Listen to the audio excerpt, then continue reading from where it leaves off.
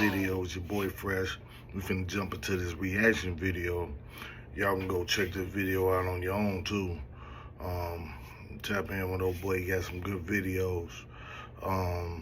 Also be looking for that Mr. Henderson series dropping February 14th on Valentine's Day. Season 1 beginning, episode 1. We about to jump onto it. Fresh as Die mixtape coming. It's your boy. Let's like and subscribe. Jump on in. If you a hater, you know what to do. Imagine one of the biggest rap stars on the planet, Offset from the Migos, allegedly texting an OnlyFans model, Selena Powell, begging for a $15,000 loan to fuel a gambling habit. Hello, Daddy. You got PayPal? I said, for what? He said, because I need money. Then I said, I only have a Zelle. He said, okay, so Zelle me. I said, my limit is like so low. He said, it's okay, just Zelle me. Do what you can. $2, $3. Send it. 25 cents. He was panicking. He was asking random people for cash apps. He was broke. I don't know what happened. Nobody was answering his phone call. He popped, trying to run up, chasing. Must got a gambling addiction. He just popped. He calling for cash apps in front of me. This is the same man we see on Instagram dripping in $500,000 worth of jewelry. He poses next to cars that cost more than the average American mortgage. The contrast is jarring. How can a man wearing $500,000 on his neck be scrambling for mere thousands in cash? I see some random post 4 Birkins, 2 watches, and a ring. It says, Offset gave his girlfriend all that. I said, huh? You just cashed out on this. You can't give me back my money. Why do you keep stalling me now? And then not only that, you're asking me for more money. Yeah. Like that's what was like really disrespectful to me. Like you're asking me for more. Yeah. He's like pimping me. Like I felt like he's my pimp. Like I paid you for sex type like yeah. The viral scandal exposed a hidden truth. The rap star lifestyle is a financial mirage. In the finance world, we call this being asset heavy, cash poor. It means your net worth is tied up in illiquid things you can't eat: chains, watches, cars. You look wealthy on a red carpet, but you cannot pay the electric bill. In hip-hop, this isn't an exception, it is the rule. Offset's desperation is just a symptom of a much larger disease. We are watching a class of people who are swimming in debt, disguised as wealth. And when the music stops, the illusion crashes. What's the percentage of how many rappers are wearing real shit to fake shit? I can guarantee you, if not 95% or 100% of all the celebrities or rappers, I'll put it that way. 100%. But to understand how a superstar ends up begging for cash, you can't just look at their spending. You have to look at their income. And that requires us to dissect the machine itself.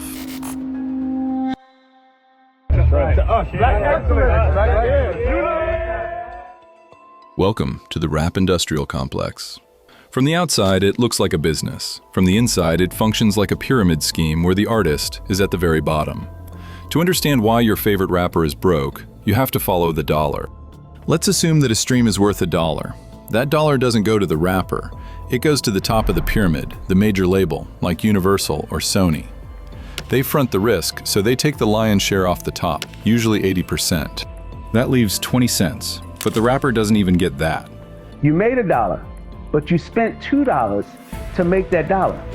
So you owe somebody $1. So you might make the decision, I want to fly first class. Hey, I want to shoot a $50,000 video instead of $25,000 video, or $200,000 video instead of a $50,000 video. These are all choices that are made constantly. And you got to look at the business model and see what works. In hip-hop, artists are often signed to vanity labels run by other rappers. This creates a cascading contract. Look at the Young Money dynasty. Drake was signed to Lil Wayne, Young Money. Lil Wayne was signed to Birdman, Cash Money. Birdman was signed to Universal. By the time the dollar filters down through 3 different bosses, the artist is left with pennies. And here's the trap that seals their fate: the recoupable advance. When you see a rapper holding a giant check for $1 million, the industry wants you to think it's a salary. It isn't. It is a high-interest loan. The label is leasing the artist the money to record the album, and the artist doesn't see a single dime of royalties until that loan is paid back in full. And because streaming pays so little, labels invented a new shackle, the 360 deal. Labels realized they were losing money on music, so they inserted clauses to take a cut of the only things that actually pay: touring and merchandise. Everybody gets paid, but the artist.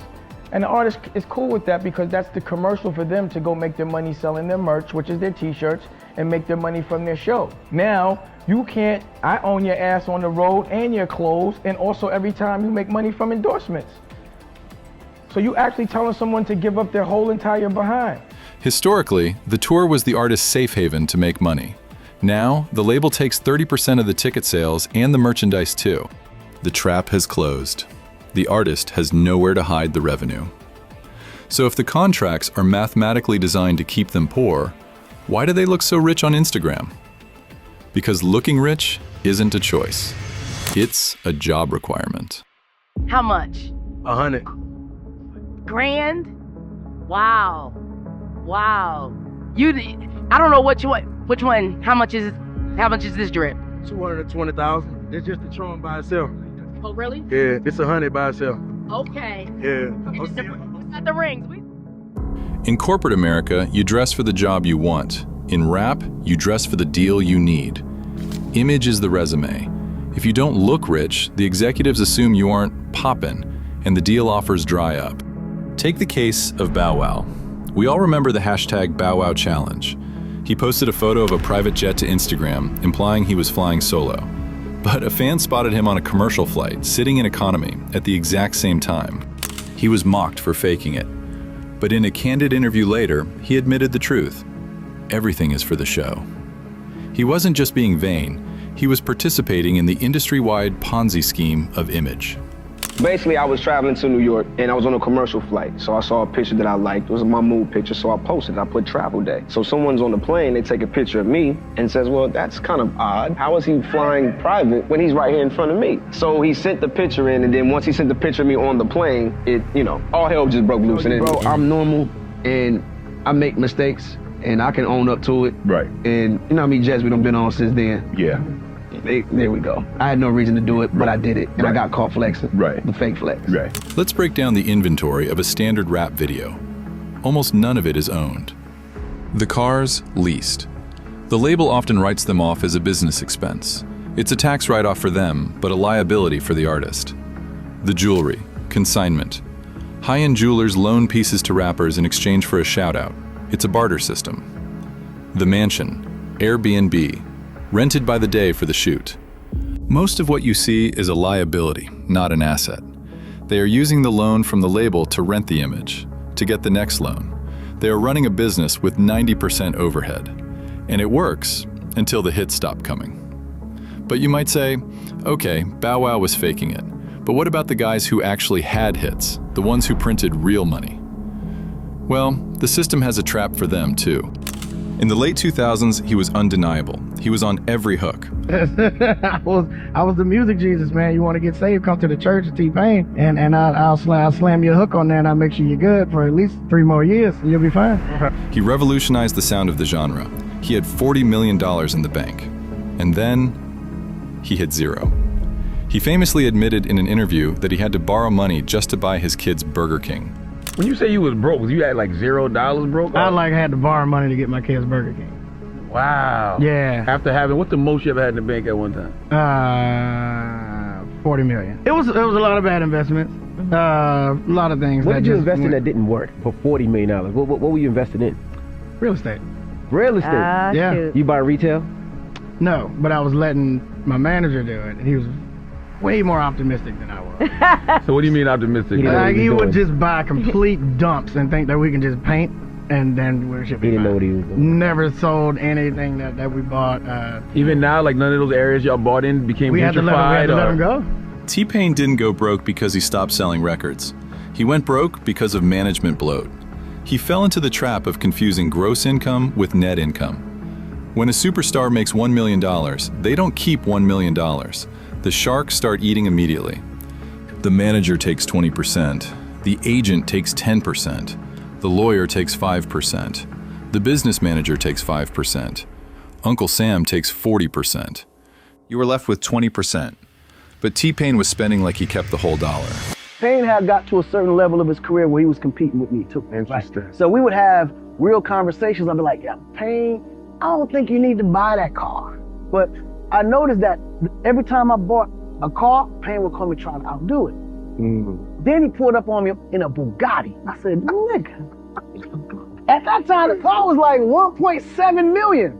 T-Pain's burn rate was higher than his income, even when he had the #1 song in the country. But sometimes it's not the managers who destroy you. Sometimes it's your own ambition. What happens when a rapper tries to become a CEO? The co-founder of Rockefeller Records, the man who discovered Jay-Z, in the early 2000s, he was the ultimate boss. He famously said, "I don't save money, I invest."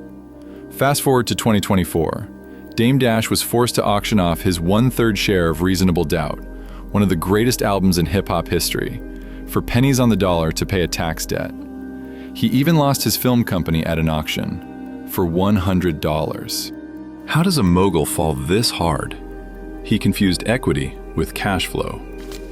Dame had equity, he owned pieces of companies, but he had no cash flow, he had no liquid money to pay his bills. And because his brash attitude burned bridges with everyone in the industry, including Jay-Z, nobody was there to bail him out. His burn rate was astronomical. He refused to play the corporate game. He wanted to be the king. But in the rap industrial complex, if you don't understand liquidity, the king ends up a pauper. He proved that you can own the asset, but if you can't service the debt, the bank will take it all back. So, is the game rigged? Is it impossible to win? No. But to win, you have to stop thinking like a rapper and start thinking like a bank. In 2015, the headlines laughed at him. 50 Cent files for bankruptcy. The internet mocked him. They thought he blew his vitamin water fortune. They thought he was another T-Pain. They were wrong. 50 Cent wasn't broke. He was strategic. He was facing a massive lawsuit from Rick Ross's ex-girlfriend. The court ordered him to pay millions. So he filed for Chapter 11 bankruptcy. This didn't mean he had no money.